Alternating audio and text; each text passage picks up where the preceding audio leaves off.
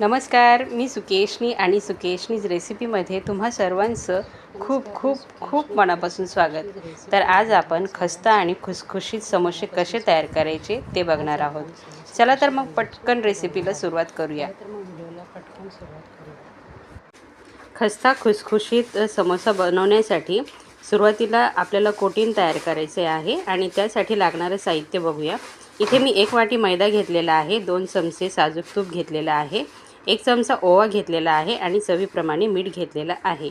याचबरोबर आपल्याला त्यासाठी स्टफिंग तयार करायचं आहे, म्हणजेच बटाट्याची भाजी म्हणा किंवा चटणी तयार करायची आहे. त्यासाठी इथे 2 ते 3 उकडलेले बटाटे त्याची सालं काढून घेतलेली आहे, 1 वाटी कांदा घेतलेला आहे, पाव चमचा हळद, 2 चमचे लाल तिखट, चवीप्रमाणे मीठ, त्याचबरोबर जिरे पूड घेतलेली आहे आणि गरम मसाला आणि त्याचबरोबर 2 चमचे इथे धने पावडर घेतलेलं आहे.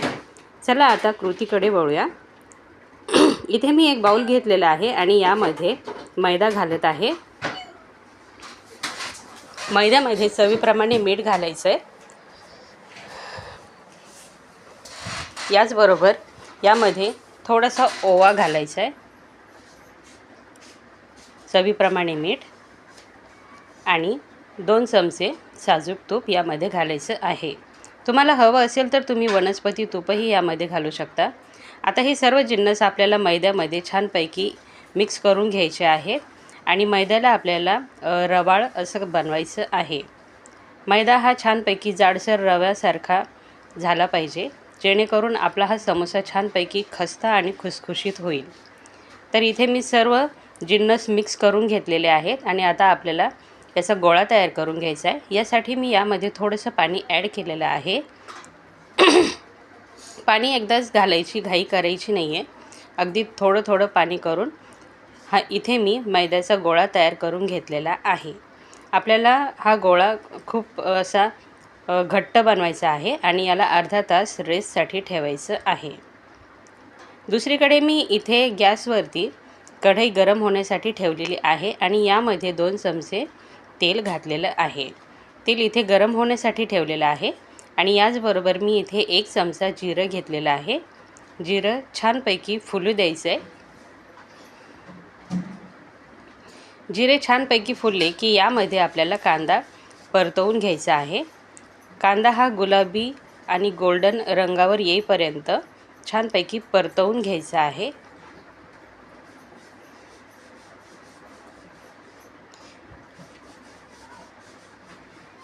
व्हिडिओमध्ये दाखवल्याप्रमाणे तुम्ही बघू शकता मी कांदा छानपैकी परतवून घेत आहे.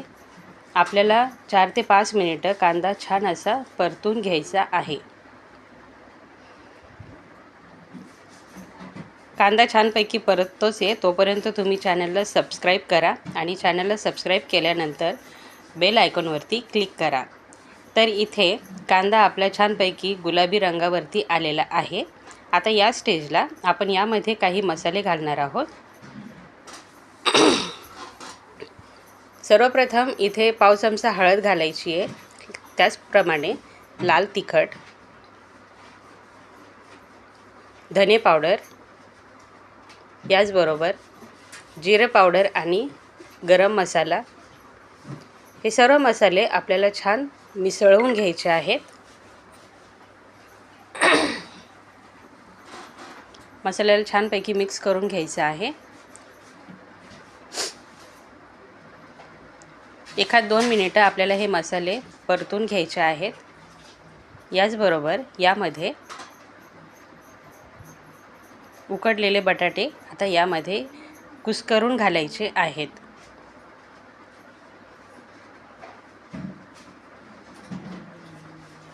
चवीप्रमाणे मीठ देखील यामध्ये ॲड करायचं आहे.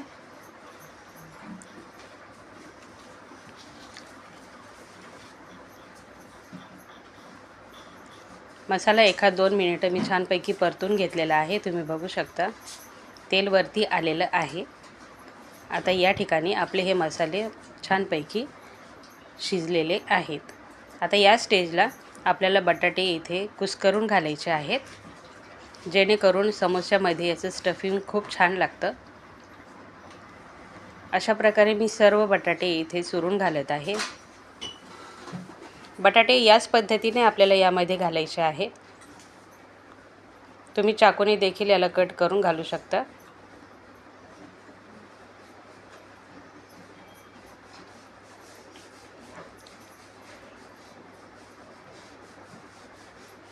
तुम्ही बघू शकता व्हिडिओमध्ये दाखवल्याप्रमाणे मी सर्व बटाटे इथे अशा प्रकारे मिक्स करून घेतलेले आहेत, घातलेले आहेत। आता हे सर्व जिन्नस आपल्याला यामध्ये मिक्स करून घ्यायचे आहे।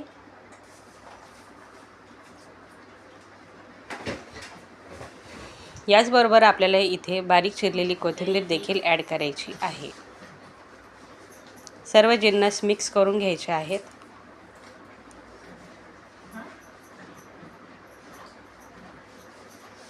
अगदी घरच्या घरी आपल्याला छान आणि खस्ता आणि खुसखुशीत असे आणि कमी तेलामध्ये कमी तेलकट असे समोसे बनवता येतात।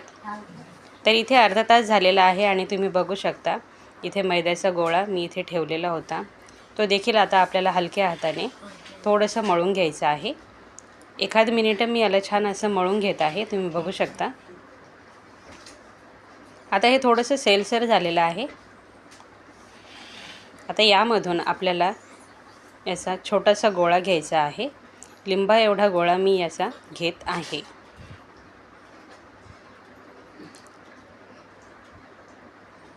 छान असं प्लेन हे मैदा इथे तयार झालेला आहे, गोळा तयार झालेला आहे। इथे मी लिंबा एवढा गोळा इथे घेतलेला आहे, तुम्ही बघू शकता। आपलं हे स्टफिंग खूप छान असं तयार झालेलं आहे। इथे मी गॅस बंद केलेला आहे, तुम्ही बघू शकता किती सुंदर याला रंग आलेला आहे। आता इथे मैद्याचा जो गोळा घेतलेला होता तिथे आपल्याला त्याची छान अशी पोळी लाटून घ्यायची आहे। खूप जाडही नाही आणि खूप बारीकही नाही, मध्यम आकाराची आपल्याला इथे पोळी लाटून घ्यायची आहे। तुम्ही बघू शकता इथे पोळी लाटून घेतलेली आहे। आता काय करायचं, आता सुरी घ्यायची आणि याला मधोमध असा काप द्यायचा आहे। त्याचप्रमाणे आपण बनवलेलं स्टफिंग यामध्ये घालायचं आहे। एका पोळीचे 2 भाग केलेले आहे, तुम्ही बघू शकता। इथे मी चमच्याच्या साहाय्याने स्टफिंग भरत आहे। आता समोसेचा आकार कसा द्यायचा ते बघा। दोन्हीही पोळीमध्ये मी इथे स्टफिंग भरून घेत आहे। आता इथे मी हलकासा पाण्याचा हात इथे लावत आहे। याचे जे साईडचे जे कॉर्नर असतात त्या कॉर्नरला मी इथे पाण्याचा हात लावून घेत आहे, तुम्ही बघू शकता। आता दोन्ही साईडने याचे कोपरे पकडायचे आणि याला असं पॅच करून घ्यायचं आहे।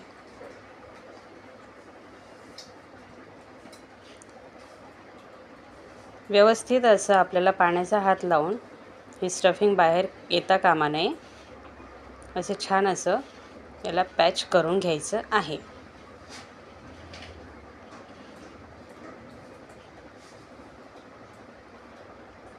याचप्रमाणे दुसऱ्या साईडने देखील आपल्याला हे स्टफिंग असं पॅच करून घ्यायचं आहे। अशा प्रकारे आपला हा समोसा इथे तयार होतो। समोशाला छान असा आकार इथे येतो।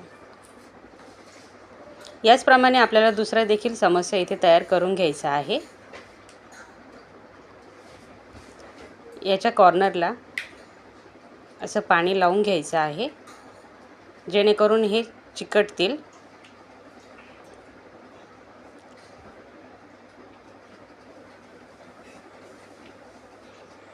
दोन्ही कॉर्नर असे पकडायचे आणि याला देखील असं पॅच करून घ्यायचं आहे। अशा प्रकारे मी इथे सर्व समोसे तयार करून घेत आहे, तुम्ही बघू शकता।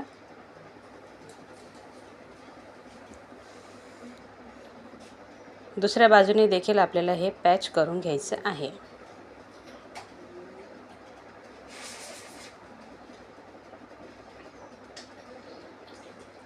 मस्त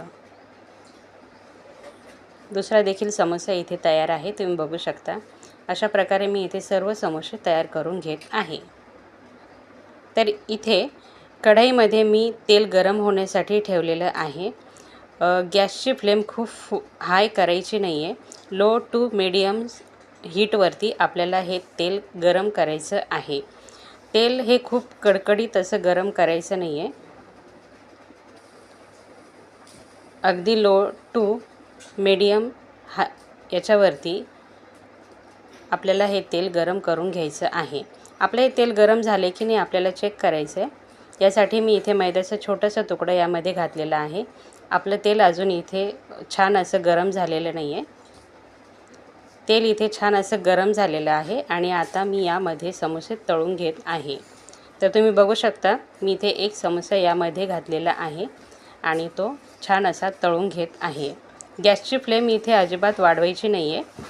एकदम मीडियम हीटवरती आपल्याला हा समोसा तळून घ्यायचा आहे, जेणेकरून समोसा हा आतपर्यंत छानपैकी तळून निघेल.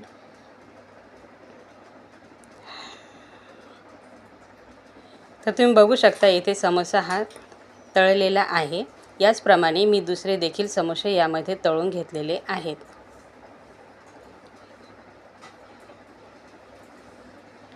जवळजवळ 7 ते 8 मिनिटं मला इथे हे समोसे तळण्यासाठी लागलेले आहेत आणि एवढाच वेळ आपल्याला ह्या समोस्यासाठी इथे द्यायचा आहे. खूप घाई करायची नाही आहे, नाहीतर आपले समोसे वरून छान तळले जातील आणि आतून कच्चेच राहतील. तर तुम्ही बघू शकता आपले समोसे इथे तयार आहेत. खस्ता आणि खुसखुशीत असे मस्त असे हे समोसे तयार आहेत. व्हिडिओ आवडला असेल तर लाईक करा, शेअर करा आणि चॅनलला सबस्क्राईब करायला विसरू नका.